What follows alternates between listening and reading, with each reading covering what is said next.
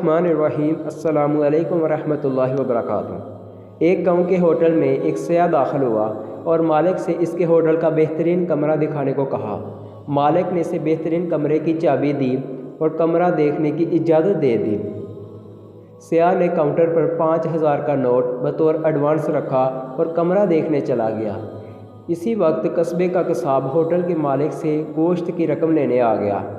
Hotel کے مالک نے وہی 5,000 کا نوٹ اٹھا کر قصاب کو دے دیے، کیونکہ اسے امید تھی کہ سیاح کو کمرہ ضرور پسند آ جائے گا۔ قصائی نے 5,000 لے کر فوراً یہ رقم اپنے جانور سپلائی کرنے والے کو دے دی۔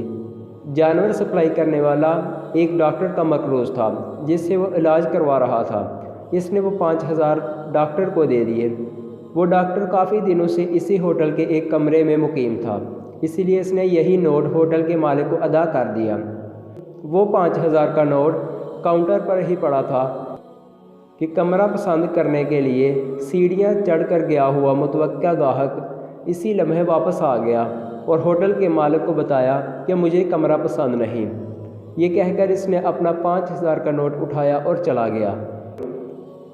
اکنامک کی اس کہانی میں نہ کسی نے کچھ کمایا اور نہ کسی نے کچھ خرچ کیا، لیکن جس قصبے میں یہ سیاح نوٹ لے کر آیا تھا، اسی قصبے کے کتنے ہی لوگ قرضے سے فارغ ہو گئے۔ حاصل مطالعہ پیسے کو گھماؤ، نہ کر اس پر سانپ بن کر بیٹھ جاؤ، اسی میں عوام الناس کی فلاح ہے۔